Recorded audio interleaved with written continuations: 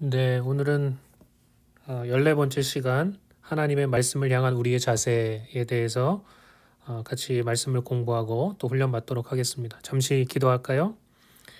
살아계신 아버지 하나님, 감사합니다. 오늘 이 시간 우리가 또 하나님의 말씀 앞에 섰습니다.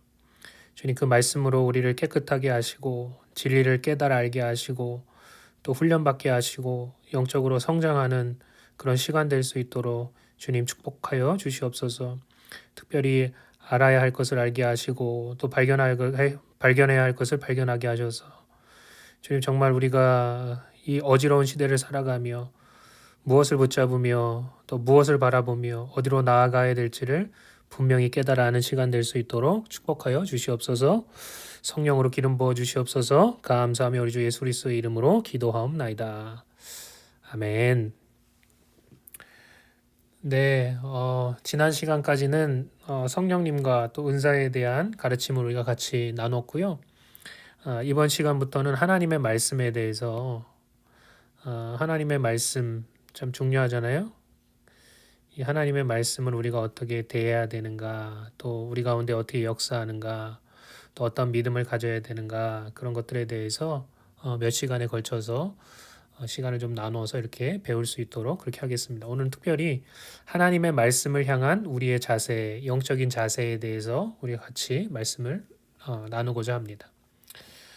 그러니까 이 하나님의 말씀, 특별히 이 하나님의 말씀이 쓰여진 이 성경을 어떻게 우리가 생각하고 어떤 자세로 대하는지에 따라서 우리의 신앙은 완전히 달라지게 되어 있습니다. 우리 가운데 수많은 교단들이 있고요. 또 많은 교회들이 있는데 성경을 대하는 태도가 다 다르기 때문에 우리는 헷갈리는 경우가 참 많아요. 예를 들면 어떤 교단들, 어떤 사람들은 성경이 완전히 무오하다는 것은 오점이 하나도 없다는 거잖아요. 그죠? 성경에는 오류가 하나도 없고 완전 무결하다 이렇게 말하고 그것을 믿는 사람들이 있습니다. 성경의 무오설, 성경이 무결하다는 것을 부인하면 막 이단으로 또 그들은 정죄하겠죠. 그리고 주 안에서 형제로 여기지도 않습니다. 그런 교단들이 있어요. 그런 사람들이 있어요. 또 어떤 이들은 이 성경을 참 유익한 책으로는 믿지만 절대적인 가치를 가지고 있다고는 생각하지 않아요. 이 성경을 다 받아들일 것이 아니라 우리의 삶에 필요한 것들만 참고하는 차원에서 받아들이는 사람들도 있습니다. 예를 들면 이런 사람들이 있어요. 성경에 있어서 윤리적인 말씀들, 우리에게 교훈을 주는 그런 말씀들, 그런 윤리에 대한 말씀들은 받아들이지만 복음이나 아니면 초자연적인 이야기들, 초자연적인 기적이나 역사들을 받아들이지 않는 사람들이 굉장히 많이 있습니다. 그런데도 그들은 스스로를 교회라 칭하고 또 신자라고 말을 한단 말이죠. 그러니까 이게 우리가 이것을 어떻게 다뤄야 할지, 어떻게 이해해야 할지 헷갈리는 경우가 참 많습니다. 그러니까 하나님의 말씀을 어떻게 생각하고 어떠한 자세로 대하는지에 따라서 우리의 신앙은 완전히 달라지게 되어 있다는 거죠. 그래서 오늘 이것에 대해서 좀 말씀을 나눴으면 좋겠습니다. 자, 첫 번째 주제입니다. 하나님이 절대적이시기에 하나님의 말씀도 절대적이다. 이사야 55장 11절 말씀해 보니까 내 입에서 나가는 말도 이와 같이 헛되이 내게로 돌아오지 아니하고 나의 기뻐하는 뜻을 이루며 내가 보낸 일에 형통하리라 라고 그렇게 이야기하고 있습니다. 그러니까 우리가 먼저 하나님의 말씀을 다루기 이전에 하나님이 어떠한 분이신지를 우리가 먼저 다뤄야 되겠죠. 그래야지 그 하나님의 말씀을 우리가 다룰 수 있으니까요. 그러니까 하나님은 모든 것에 있어서 절대적인 권위를 가지고 계십니다. 그분의 말이 곧 법이요. 또 그분의 말은 반드시 이루어지게 되어 있다는 거죠. 하나님은 입법자이시고 법을 만드시는 분이시고 또 행정관이시고 법을 집행하시는 분이시기도 하고 또 재판관이시기도 합니다. 그 법을 가지고 우리를 판단하시는 분이라는 거죠. 그러니까 인간들은 삼권이 분립돼 있어요. 왜냐하면은 인간은 이 세 가지를 다 가지고 있게 되면 부패하고 정의롭지 못하기 때문에 그래서 입법권을 국회에다 주고, 그죠? 우리나라 같은 경우는 행정권을 정부에다 주고, 또 재판관은 또 사법부에서 다루죠. 이게 삼권이 잘 분립돼 있고 서로 견제가 잘 되면 그 나라는 아주 발전된 민주주의에 있어서 발전된 나라죠, 그죠? 그런데 하나님은 절대적인 권위를 갖고 계시죠. 입법자이시기도 하고 행정관이시기도 하고 재판관이시기도 합니다. 그 인간은 이것을 다 가지고 있으면 부패하고 정의롭지 못하게 되어 있으나 하나님은 언제나 참되시고 공의로우시다는 거예요. 하나님만이 그렇게 하실 수 있다는 거예요. 이것을 다 가지고 계시면서도 언제나 참되시고 공의로우실 수 있는 분은 오직 한 분, 하나님밖에 없다는 거죠. 왜 이런 이야기를 하냐? 결론은 이겁니다. 절대적인 권위는 오직 하나님께만 있다는 거예요. 마찬가지죠. 하나님이 절대적이시면 하나님의 말씀도 절대적이라는 거예요. 그 하나님의 말씀은 몇 가지로 나눠지는데 여기 보면 제가 적어놨죠, 그죠? 하나님의 입에서부터 나오는 선포된 말씀이 있습니다. spoken word. 그래서 하나님의 입으로부터 직접 나오는 선포된 말씀이 있죠, 그죠? 그 다음에 그 말씀이 하나님의 입에서부터 나온 그 말씀이 성육신하였죠, 그죠? 성육신한 말씀, incarnated word. 그래가지고 성육신한 말씀입니다. 누구십니까? 예수님이시죠, 그죠? 이 선포된 말씀도 예수님이시죠? 태초에 말씀이 계시니라. 이 말씀이 하나님과 함께 계셨으니 이 말씀은 곧 하나님이시라. 이렇게 하면서 예수님을 설명하고 있죠. 그 다음에 또 어떤 말씀이 있냐? 감동된 말씀이 있어요. 사람에게, 사람입니다. 감동을 주셔가지고 하나님의 말씀을, 하나님의 뜻을 알 수 있게 하신다는 거죠. 그죠? 하나님의 말씀, 하나님의 뜻을 우리에게 계시하셨다는 거, 알려주셨다는 거예요. 감동된 말씀이 있어요. 다 동일한 하나님의 말씀입니다. 또한 쓰여진 하나님의 말씀이 있다는 거예요. 이거 이제 우리가 잘 알고 있는 성경이죠. 하나님의 입으로부터 직접 나온 말씀, 그 다음에 이 땅에 성육신한 말씀, 예수 그리스도, 그 다음에 하나님께서 우리를 감동시켜 주시면서 하나님의 뜻, 하나님의 말씀을 계시해 주셨고 또 그런 것들을 글로 적어가지고 지금 우리 가운데 전해져 내려오는 것이 바로 성경, 하나님의 말씀을 말하고 있죠. 그러니까 이런 모든 것들이 다 하나님의 말씀인데 하나님은 절대적이시기 때문에 하나님의 말씀도 절대적이라는 거예요. 그래서 하나님의 입에서부터 나오는 말은 절대로 헛되이 하나님께로 돌아가지 않고 반드시 하나님의 기뻐하는 그 뜻을 이루고 그 모든 일에 있어서 형통하게 되리라 라고 이사야 55장 11절은 이야기하고 있다라는 것이죠. 그러니까 이 모든 지금 여기서 말하는 이 하나님의 말씀은 다 예수 그리스도와 연결되어 있고요. 또 하나님의 입에서 나온 말씀이 성육신한 예수님이시고 또 그 예수님이 성령에 감동되어서 사람들을 통해서 선포되었죠. 그죠? 그리고 그 성령으로 감동되어서 하나님의 말씀이 계시된 것들이 기록되어져서 그래서 우리가 지금 성경으로 들고 있는 것이 바로 하나님의 말씀이라는 거죠. 그래서 여기 베드로후서 1장 21절에 보면 이런 말씀이 나옵니다. 예언이라는 것은 하나님께서 성령으로 감동하셔서 예언자들을 통하여 예언자의 그 입을 통해서 하나님의 말씀을 주신 거죠. 그죠? 그 예언은 언제든지 사람의 뜻으로 낸 것이 아니요. 중요하죠. 오직 성령의 감동하심을 받은 사람들이 하나님께 받아 말한 것이라. 성령의 감동을 받은 사람들이 하나님으로부터 받아서 말한 것이라는 거예요. 그것도 이제 하나님의 말씀이라는 거죠. 그죠? 그게 바로 감동된 말씀, inspired word라는 거예요. inspired word. 그죠? 그 다음에 요한복음 5장 39절은 이렇게 이야기하고 있습니다. 너희가 성경에서 영생을 얻는 줄 생각하고 성경을 연구하거니와 이 성경이 곧 내게 대하여 증언하는 것이니라. 이렇게 이야기하고 있죠. 그러니까 이 성경이 중요한 이유가 뭐냐? 하나님의 입으로부터 선포된 말씀, 또 하나님의 영, 성령으로 감동된 말씀들을 기록해 놓았기 때문에 성경이 중요한 거예요. 그리고 또한 성경이 왜 중요하냐? 이 성경은 하나님의 말씀이요 하나님의 본체 대신 예수 그리스도를 증언하고 있기 때문에 중요하다는 거예요. 그래서 예수님이 여기서 이 성경이 곧 누구에 대해서 얘기하는 거냐? 바로 자신에 대해서 얘기하는 것이라고 예수님이 말씀하고 계셨다는 거죠. 하나님은 절대적이시기 때문에 하나님의 말씀도 절대적이라는 거예요. 그 하나님의 말씀에는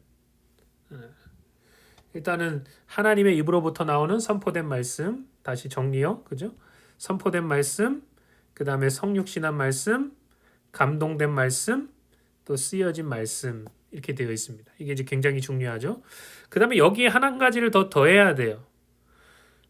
어떤 게 하나님의 말씀이냐? 나중에 나오는데 나중에 한 번 더 이제 설명을 하게 됩니다.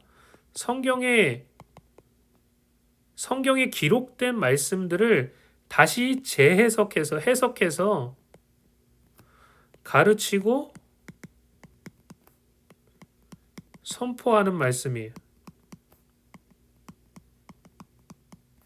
이게 뭐냐? 예를 들면 설교를 뜻하겠죠. 지금 아니면 여러분이 듣고 있는 그런 가르침, 제가 지금 하나님의 말씀을 잘 설명하고 또 잘 해석해서 여러분들에게 가르쳐주고 있습니다. 이 말씀도 하나님의 말씀이라고 볼 수 있다는 거죠. 왜요? 성경을 잘 해석해서 또 가르치고 있기 때문에 그렇죠. 그러니까 거기에다가 생명을 불어넣는 것과 같습니다. 그러니까 이 설교라는 것, 또 이 하나님의 말씀들을 가르친다고 하는 것은 이 쓰여진 문자에 생기를 불어넣는 것과 같아요. 그러면 다시 그게 살아서 역사한다는 거죠. 그런 의미에서 그것 또한 하나님의 말씀이다. 그렇게 볼 수 있습니다. 물론 건강하게 잘 가르쳐야 되겠죠. 잘못 가르쳐서는 안 되겠죠. 그러면서도 하나님의 말씀이라고 우기거나 주장하면 그것은 굉장히 곤란해집니다. 물론 여러분 사람이 여기에 껴있기 때문에 사람은 완벽하지 않죠. 그죠? 사람은 부족한 점이 많습니다. 연약합니다. 그래서 사람이 이 가운데 역사하기 때문에 하나님의 말씀이 때로는 흐려질 수도 있어요. 100% 온전한 말씀이 될 수 없을 수도 있어요. 하나님이 사람을 쓰시기 때문에 그렇습니다. 그러나 어쨌든지 그 사람이 하나님 안에서 잘 훈련된다면, 잘 훈련되고 잘 교육받을 수 있다면, 그러면 충분히 그 사람을 통해서도 하나님의 말씀이 살아 역사할 수 있다는 거죠. 그 이야기를 지금 하고 있는 것입니다. 계속 이제 보면 그런 것들을 이제 우리가 알 수 있습니다. 자, 이 하나님의 감동, 성령의 감동으로 쓰여진 성경이 우리의 신앙의 표준, 잣대요 권위를 가지고 있다는 거예요. 여러분, 신앙이라는 것이 어떤 게 옳고 어떤 게 그러죠? 어떻게 우리가 이것을 판단할 수 있죠? 진짜 믿음인지 가짜 믿음인지, 참 신앙인지 거짓 신앙인지, 정말 내가 올바른 길로 걸어가고 있는지 잘못된 길로 걸어가고 있는지 우리가 어떻게 알 수 있죠? 신앙에는 표준이 있어요. 잣대가 있어요. 그게 뭐냐? 성경이라고 하는 거예요. 성경이 우리의 신앙의 표준이요 잣대가 된다는 거예요. 거기에 우리가 딱 들여다댔을 때 이게 정말로 어느 정도의 가치를 가졌는지 우리 신앙이 우리가 정말 제대로 걸어가고 있는 것인지 아닌지를 그 말씀을 통해서 말씀이라는 표준 그 잣대를 통해서 나타내 준다라는 거죠. 그래서 그게 표준이 되고 잣대가 됩니다. 그리고 하나님의 말씀은 권위를 가지고 있다는 거예요. 여기 디모데후서 3장 16절에 보면 이렇게 나와 있습니다. 모든 성경은 하나님의 감동으로 된 것으로서. 이 말은 뭐예요? 성경의 저자가 사람이 아니라는 거예요. 물론 사람이 하나님의 감동을 받아서 썼을 때 이게 100% 완전히 무결하고 완벽하냐? 그렇지 않을 수도 있어요. 그러나 우리가 믿을 만한 그런 믿을 만한 또 따를 만한 우리가 붙잡을 만한 그런 중요한 토대가 된다는 거예요. 그래서 잣대가 된다는 이야기를 하고 있는 것입니다. 성경은 잣대가 돼요. 표준이 돼요.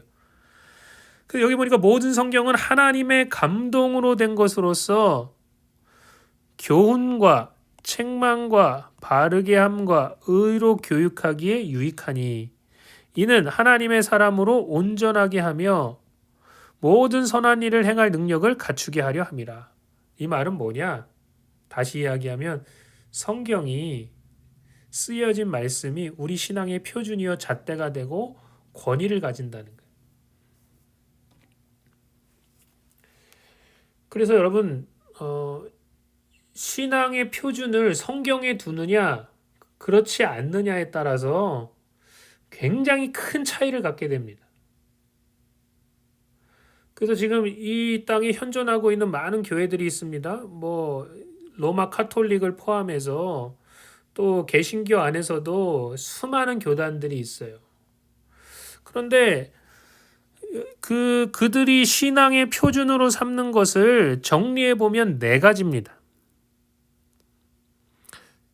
성서의 신앙의 표준과 잣대를 가지고 그렇게 신앙생활하느냐, 아니면 전통의 신앙의 표준과 잣대를 두고 있느냐, 아니면 사람의 이성의 신앙의 표준과 잣대를 두고 있느냐, 아니면 어떠한 체험의 개인적인 체험이나 영적인 체험의 신앙의 표준과 잣대를 두고 있느냐에 따라서 완전히 달라진다는 거죠.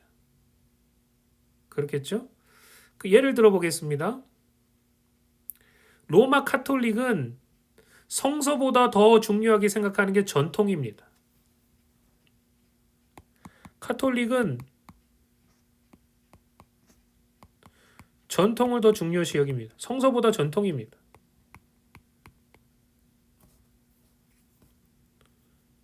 성서죠, 성서. 성서보다 전통을 더 중요시 여긴다는 거예요.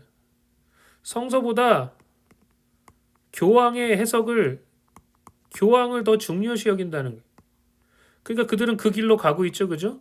그래서 그들이 걸어가고 있는 길을 보면 성서에 위배되는 것들이 굉장히 많이 있습니다. 그들의 주장을 보면 성서에 위배되는 게 굉장히 많이 있습니다. 왜 그러느냐? 성서보다 더 중요하게 생각하고 있는 것이기 때문에 그래요. 그게 전통이요, 그게 교황이라는 거예요.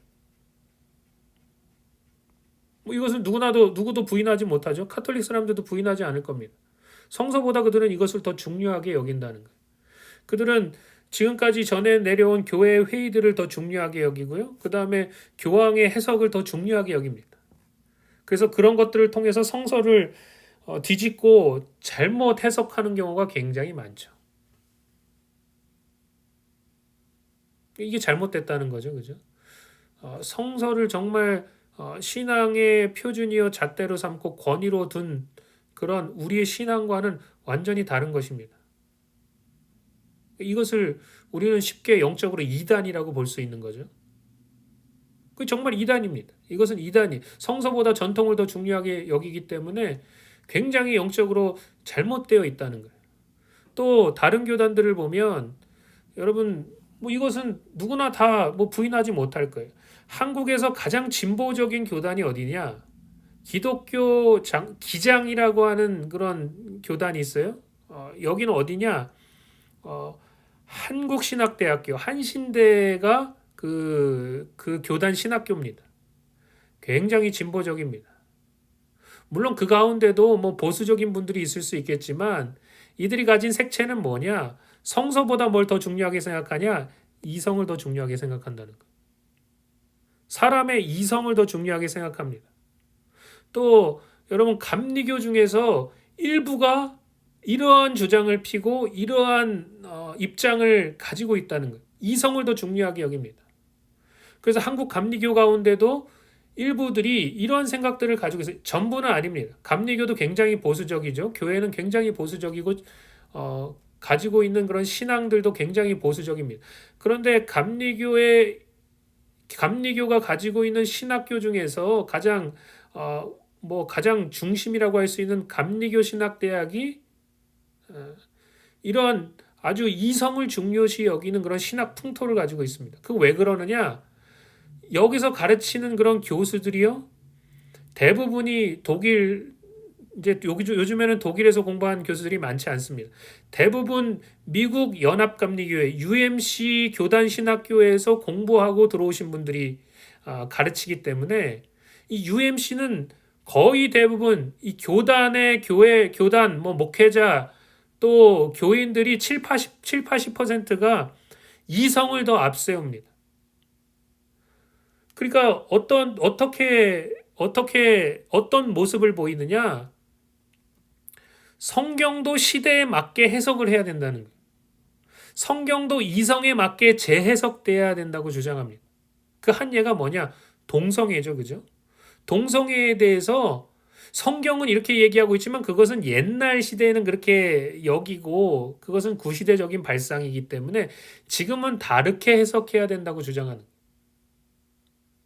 그래서 요즘에 UMC가 이것 때문에 굉장히 큰 골머리를 앓지 않습니까? 최근에 뭐 교회 연합으로 모여서 회의도 했죠. 그런데 아시아의 UMC가 조금 있습니다. 한국은 이 UMC로부터 초기부터 독립을 해가지고 큰 교단을 이루었기 때문에 자생적으로 한국 감리교회가 있지만 아시아나 아프리카에 있는 그런 그 감리교회들은 UMC에 다 거의 대부분 소속돼 있습니다. 그래서 UMC가 회의를 했는데 그러니까 미국에 있는 UMC들은 동성애를 거의 7, 80%가 찬성합니다. 이것은 뭐 통계로 다 나와 있는 거예요. 그런데 회의를 했는데 이게 동성애 찬성이 부결됐습니다. 왜 부결됐냐? 아프리카나 아시아에서 온 교회들이 그 UMC 교회들이 그것을 반대했기 때문에 그렇습니다. 그래서 지금 이게 반발이 일어나서 지금 달라스에 있는 이 회의의 결과 동성애를 우리는 지지하지 않는다라고 결론이 났는데 그것에 대해서 반발하는 차원에서 예를 들면 달라스 지역에 있는 남감리교 신학교 SMU UMC 소속 신학교죠. 그 신학교가 UMC에서 탈퇴하기로 결정을 했습니다. 그 말은 뭐냐? SMU는 동성애를 지지한다는 얘기죠. 지금 UMC가 이렇게 걸어가고 있다는 거예요. 성경도 시대에 맞게 해석하고 우리 이성에 맞게 재해석돼야 된다고 주장하면서 동성애도 지금 시대에 맞게 재해석돼야 된다. 그러니까 동성애 그것은 죄가 아니다. 그것은 우리가 뭐 지지하고 또 죄라고 여기면 안 되고 동성애자들을 교회나 또 목회자들이 받아들여야 되고 또 동성애 주례도 결혼도 해야 되고 또 동성애를 가진 그런 목회자들도 나와야 된다. 지금 벌써 많이 나와 있죠. 그죠? 감독도 동성애자가 UMC에 있으니까요. 이런 식으로 지금 걸어가고 있다는 거예요. 그러니까 이게 참 성경을 우리 신앙의 정말 표준으로 두고 성경은 예나 지금이나 영원토록 동일하신 하나님 또 동일한 권위를 가지고 있다라고 주장하는 자들에게는 이것은 함께 갈 수 없는 이단적인 사상이 될 수밖에 없죠. 그렇죠? 또 여러분 오순절 계통의 은사주의 교회들 뭐 성령 운동하는 그런 은사주의 교회들 보면 물론 그렇지 않은 교회들도 있지만 성서나 또 전통이나 이성을 강조하는 게 아니고 이분들은 체험을 더 강조합니다. 체험이 더 중요해요. 체험을 추구하고요. 그 체험을 통해서 그것을 통하여 교리를 세워나가고 자신들의 신앙의 표준을 삼아간다는 거예요. 이런 경우도 있다라는 거죠. 그죠? 게다가 전통적인 교단들도 어떤 경우에는 성경을 강조하는 것 같지만 사실 성경이 아니라 자신들이 가지고 있는 교리를 강조하기 때문에 자신들의 교리로 하나님의 말씀을 부인하는 경우도 있습니다. 예를 들면 기존 교단들 가운데 장로교 혹은 침례교회 굉장히 보수적인 그런 교회들은 은사들이나 성령의 역사를 부인합니다. 은사도 중지됐다고 보고 성령의 그런 기적이나 놀라운 역사들도 지금은 존재하지 않는다고 얘기해요. 그런데 성경을 보면 절대로 그런 교리가 나올 수 없죠. 근데 왜 그렇게 돼버렸냐? 그들은 성경을 강조하지만 사실은 자신들이 가지고 있는 그런 교리로 하나님의 말씀을 부인하는 그런 경우가 이렇게 생기게 되는 거죠.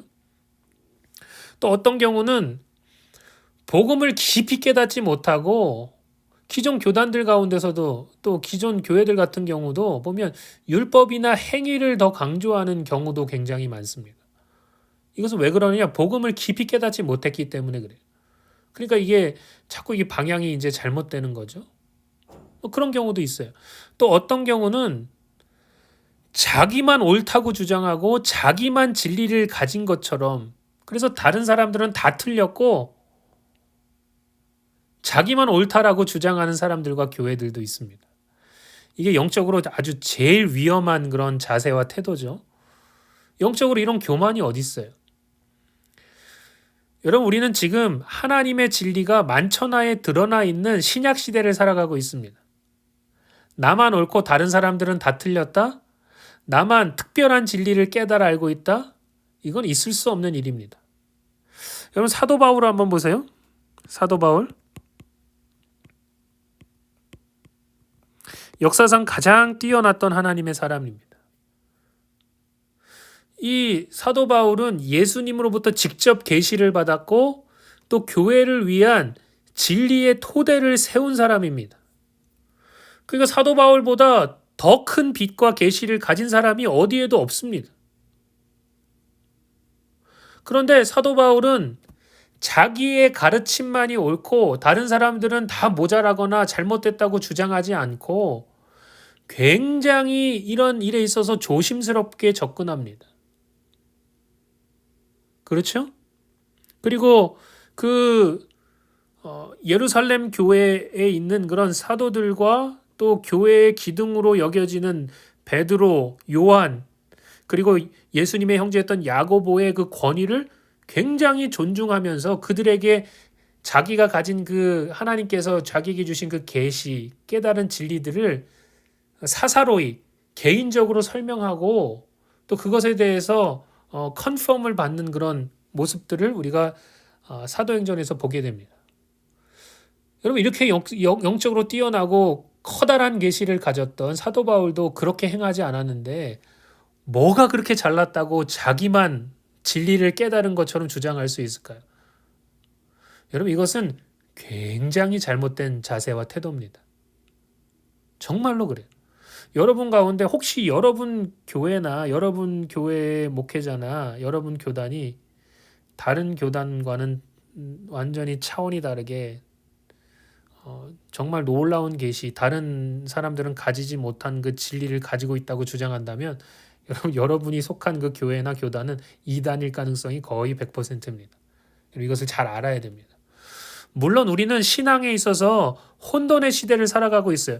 이렇게 주장하는 사람 다르고 저렇게 주장하는 사람 다르고 신앙의 표준을 뭐 여기다 두는 사람이 있고 저기다 두는 사람이 있고 우리가 너무나 혼란한 시대를 살아가고 있는 건 사실입니다. 그래서 성경을 제대로 가르쳐주고 신앙을 제대로 이끌어줄 수 있는 교회와 목사, 목회자를 만나는 것이 너무나도 큰 축복이라는 거죠. 왜 제가 서두에 이런 이야기를 계속해서 하고 있냐? 뭘 말하라고자 하는 바냐? 우리의 신앙의 표준은 다른 어떤 데 있는 게 아니라 하나님의 말씀, 성경에 있다는 거예요. 신앙의 잣대, 표준은 하나님의 말씀, 곧 성경입니다. 모든 권위도 하나님의 말씀, 곧 성경에서 나온다는 거예요. 자, 다음 주제입니다. 하나님도 벗어나지 않으셨는데 우리가 어떻게 벗어날 수 있겠습니까? 여러분, 하나님도 예수님도 성령님도 절대 성경에서 벗어나지 않으셨습니다.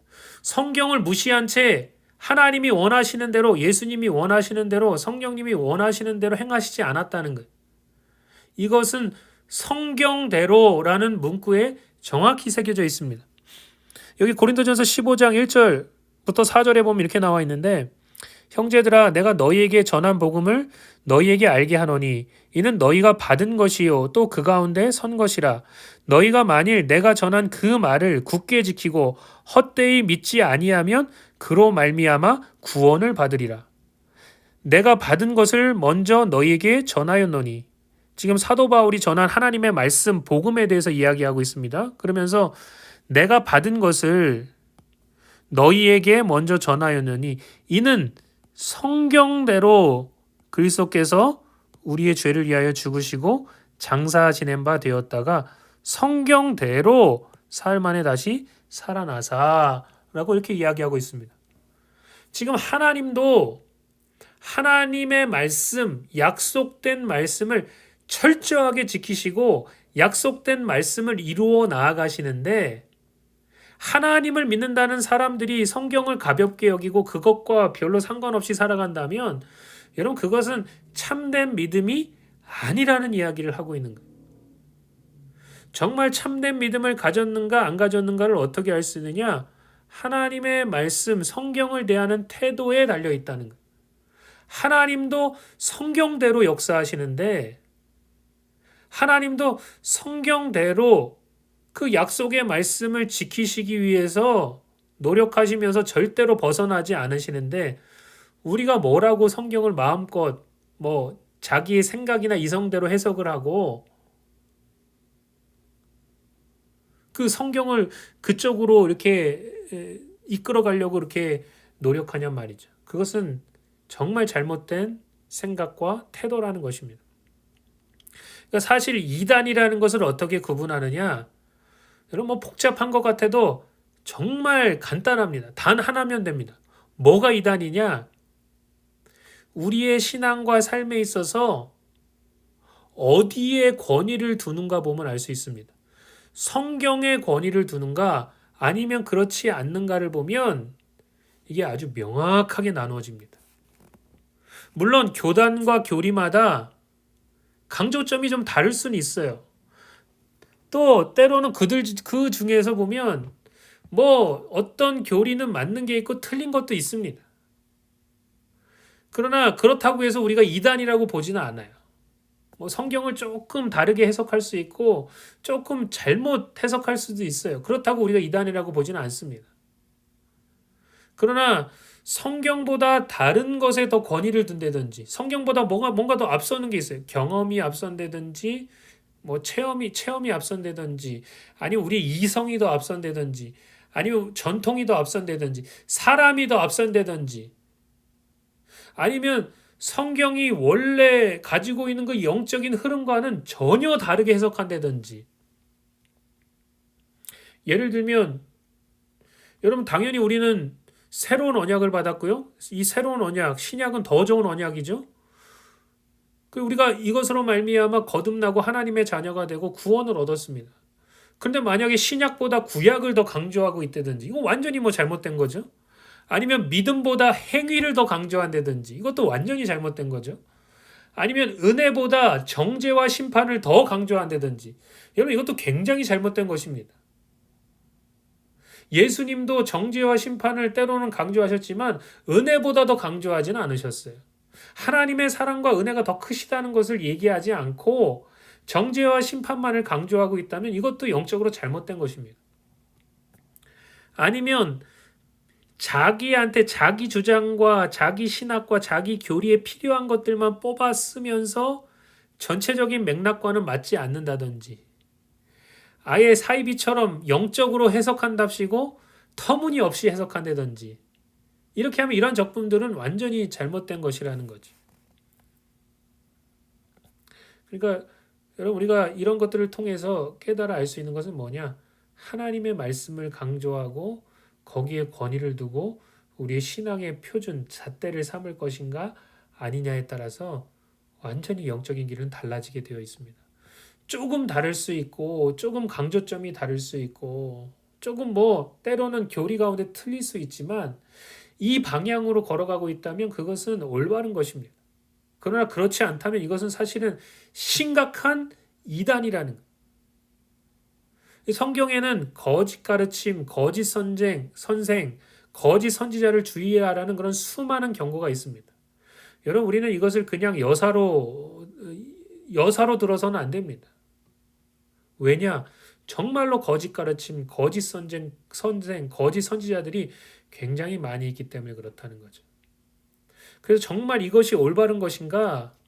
우리가 정말 영적으로 잘 분별할 수 있어야 됩니다.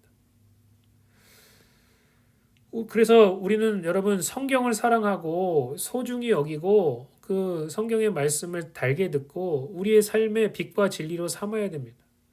왜 그리스도인들이 망하냐? 하나님의 말씀인 성경을 잘 모르기 때문에 그렇습니다. 우리의 삶과 또 신앙의 모든 권위는 어디에 있습니까? 다른 데 있는 게 아니고 하나님의 말씀인 성경에 있다는 거예요. 그러므로 우리는 하나님의 말씀 앞에 귀를 기울이고 거기에 권위를 두고 반드시 권위를 두었다면 거기에 복종해야 된다는 거죠. 그래야 여러분 우리는 정말로 참된 신앙생활, 정말 생명력 있는 신앙생활, 하나님께서 역사하시는 신앙생활로 나아갈 수 있습니다. 하나님도 예수님도 성령님도 절대로 말씀을 부인하지 않으시고 그것의 근거에서 역사하십니다. 그러니까 이 하나님의 말씀은 하늘나라의 법전과도 같다는 거예요. 그 중요성을 이루 말할 수 없습니다. 하나님도 이 말씀에 벗어나서 행하지 않으시기 때문에 우리도 반드시 이 말씀 안에 거해야만 한다라는 것이죠. 자, 그렇다면 좀 더 자세하게 이 말씀에 대한 우리의 자세가 어떠하여야 하는가? 제가 여기 보면 가로에다 이렇게 써놨죠, 그죠? 하나님의 말씀이 그렇다면 정말 그런 것입니다. 라고 믿고 따라야 된다는 거예요. 하나님의 말씀이 그렇다고 얘기하면 정말 그런 것입니다. 여러분, 우리는 이런 자세를 가져야 돼요. 그래서 하나님의 말씀을 정말 거기에 권위를 두고 소중히 여기고 정말 하나님의 말씀이 그렇다면 그런 줄 알고 믿고 그 위에서 행해야 된다는 거예요. 하나님의 말씀이 모든 것의 근원이 됩니다. 여러분, 하나님은 말씀으로 이 세상을 지었습니다. 그러니까 사실은 우리는 눈에 보이는 이 세상이 실제라고 생각하지만 사실은 하나님의 말씀이 더 실제고 그게 본질적이라는 것이죠. 세상은 우리의 눈에 보이는 것으로부터 나온 것이 아니라 하나님의 말씀으로 만들어졌습니다. 그렇기 때문에 하나님과 영적인 세계에 대한 그리고 하나님의 말씀을 향한 믿음이라는 것이 필요하다는 거예요. 우리에게는 믿음이라는 것이 필요합니다. 확고한 믿음, 확신이 필요하다는 거예요. 히브리서 11장 3절에 보니까 이렇게 말씀하고 있죠. 믿음으로 모든 세계가 하나님의 말씀으로 지어진 줄을 우리가 아나니 보이는 것은 나타난 것으로 말미암아 된 것이 아니니라 라고 이야기하고 있어요. 모든 세계, 우리가 눈으로 보는 이 세계가 뭐로 지어졌다고요? 하나님의 말씀으로 지어졌다는 거예요. 그러니까 이 하나님의 말씀으로 지어졌다는 것을 믿음을 통해서 알 수 있고 그것을 통해서 증거를 얻을 수 있다는 거죠. 보이는 것은 나타난 것으로 지금 있는 것으로 말미암아 된 것이 아니라 보이는 것은 하나님의 말씀으로 영적인 힘과 능력으로 지어졌다는 거예요. 그래서 여러분 하나님의 말씀에 대한 하나님의 말씀을 향한 믿음은 반드시 결과를 가져오게 됩니다. 하나님께서 무엇인가를 말씀하셨고 약속하셨다면 그것에 대해서 우리가 믿음을 가져야 됩니다. 그리고 믿음을 가지게 됐을 때 반드시 결과를 가져오게 되는데 그 이유가 뭐예요? 그 말씀 뒤에 하나님이 계시기 때문에 그렇습니다.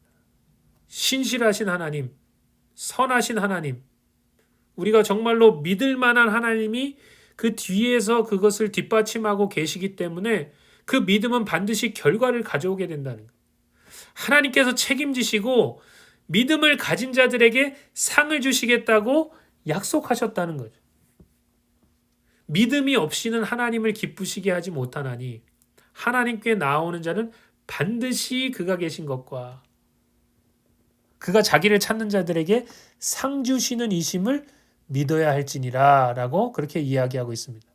여러분 그 상이 뭐예요? 하나님 앞에 나아가서 받게 되는 그 상이 뭡니까? 우리의 믿음이 실제적으로 이루어지게 만드신다는 거예요. 하나님을 향한 하나님의 말씀을 향한 믿음을 통해서 그 믿음에 대한 상을 주시는데 그 상이 뭐냐? 그 우리의 믿음이 실제적으로 이루어지게 하신다는 거예요. 하나님이 하나님의 말씀, 하나님의 언약 그 뒤에서 뒷받침하고 계시기 때문에 그 언약을 책임지시고 이루신다는 거죠. 그러한 하나님의 역사를 통해서 우리는 하나님을 더 깊이 알 수 있게 되고 또 우리의 믿음도 더 깊어지게 된다는 것입니다. 그래서 고린도후서 1장 20절에 보니까 이런 말씀이 나오죠. 하나님의 약속은 얼마든지 그리스도 안에서 예가 되나니 그런지 그로 말미암아 우리가 아멘하여 하나님께 영광을 돌리게 되느니라. 하나님께서 무엇을 말씀하셨든지 아멘! 내 주님 그렇습니다. 내가 그것을 믿습니다. 라고 했을 때 하나님께서 영광을 받으시고 그것을 실제적으로 이루신다는 거예요. 하나님의 약속은 얼마든지 그리스도 안에서 예, 예스, 아멘이 된다는 거죠.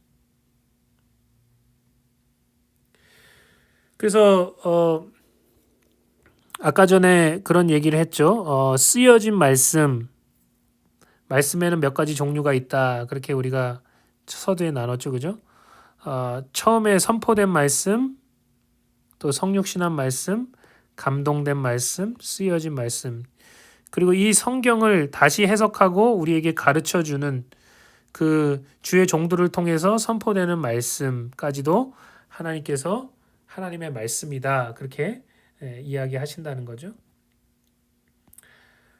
그런데 여기 보니까 데살로니가 전서 2장 13절에 보니까 그 주의 종들이 그 하나님의 말씀을 해석하고 가르쳐 줄 때 이것도 하나님의 말씀의 역할을 하기 때문에 성도들이 어떠한 태도를 보여야 하는가에 대해서 가르쳐 주고 있습니다. 데살로니가 교회 교인들이 어떠한 태도를 가졌는가? 여기 보면 이렇게 나오죠. 이러므로 우리가 하나님께 끊임없이 감사함은 너희가 우리에게 들은 바 하나님의 말씀을 받을 때 지금 사도 바울이 데살로니가 교회에 전해준 그 하나님의 말씀, 그러니까 지금 하나님의 그 여러 가지 말씀들을 사도 바울이 다시 그 사도 바울의 입술을 통해서 해석해주고 가르쳤다는 거죠. 그 하나님의 말씀을 받을 때 사람의 말로 받지 않았다는 거예요. 그럼 뭘로 받았냐? 하나님의 말씀으로 받았다는 거죠. 저건 사람의 말이 아니야. 사람이 가르치지만 하나님께서 그 가운데 역사하셔. 하나님의 말씀으로 받았을 때 어떠한 일이 일어났는가? 진실로 그러하도다. 이 말씀이 또한 믿는 자들 가운데서 역사한다는 거예요. 똑같이 역사한다는 거예요. 그러니까 데살로니가 교회 성도들은 하나님의 종인 사도 바울의 가르침을 사람의 말로 받지 않고 하나님의 말씀으로 받았습니다. 그랬더니 하나님의 사역자를 통해서 선포되고 가르쳐진 그 말씀이 믿는 자들 가운데 역사했다는 거예요. 하나님의 입에서부터 나온 말씀이 성령의 감동으로 사람들에게 계시되고요. 그것이 글씨로 적혀지고 그것을 다시 해석하고 선포할 때 동일한 역사들이 계속해서 일어난다는 거예요. 물론 사역자가 해석하고 선포할 때 정말 어떻게 해석하고 선포할 것인가 이게 굉장히 중요하죠. 우리가 지금 아주 아까 전에도 계속해서 서두에서 설명했듯이 혼돈의 시대를 살아가고 있기 때문에 잘못 해석하고 잘못 선포하는 그런 사역자들도 굉장히 많이 있습니다. 그래서 제가 그런 얘기를 했죠. 정말 건강하게 제대로 하나님의 말씀을 해석하고 가르치고 선포해 줄 수 있는 그런 교회와 목회자를 만나는 것이 복이다. 어쨌든지 그러한 목회자들의 사역을 통해서 또 여러분도 마찬가지입니다. 여러분이 구역 예배나 소그룹이나 속회 예배를 통해서 그 가운데 여러분이 성령의 감동으로 깨달은 말씀들을 사람들에게 가르치고 선포할 때도 똑같은 역사가 일어나게 된다는 거예요. 믿는 자들 가운데 그 하나님의 말씀이 살아 역사한다는 거죠. 그런 놀라운 축복이 우리 가운데 주어지게 된다는 이야기를 하고 있는 것입니다. 네. 그래서 여러분 참 이 하나님의 말씀이 우리가 어떠한 자세와 어떠한 태도를 가지고 대하는지에 따라서 완전히 차원이 달라진다는 그런 이야기를 오늘 우리에게 해주고 있습니다. 여러분은 하나님의 말씀을 어떻게 받아들이고 있습니까? 여러분은 하나님의 말씀을 어떤 자세를 가지고 대하고 있습니까? 이것에 따라서 여러분의 앞에 놓여진 영적인 길이 완전히 달라지게 돼 있어요. 우리가 때로는 말씀이 중요하다는 것은 알고 있기 때문에 우리가 말씀을 그렇게 이상한 태도를 가지고 접하지는 않겠죠. 그러나 여러분 중요한 것은 뭐냐? 정말 말씀이 중요하다는 것을 깊이 깨닫고 정말 거기에 권위를 두고 그럼 그 말씀 앞에 순종하면서 어떤 경로를 통해서 하나님의 말씀이 뭐 여러 가지 경로를 통해서 여러분들에게 하나님의 말씀이 오게 되겠죠. 성령께서 여러분에게 계속해서 감동하고 계십니다. 하나님께서 계속해서 성령을 통해서 말씀하고 계시죠.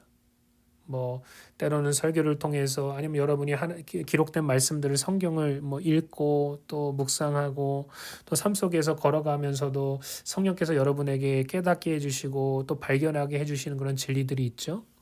뭐 여러 가지 그런 뭐 쓰여진 말씀뿐만 아니고 여러 가지 그런 하나님의 말씀이 역사하는 통로들이 있습니다. 그런 것들이 여러분들에게 여러분이 그리스도인이라면 당연하게 역사할 것입니다. 여러분의 삶 속에서 역사할 거예요. 그런 말씀들이.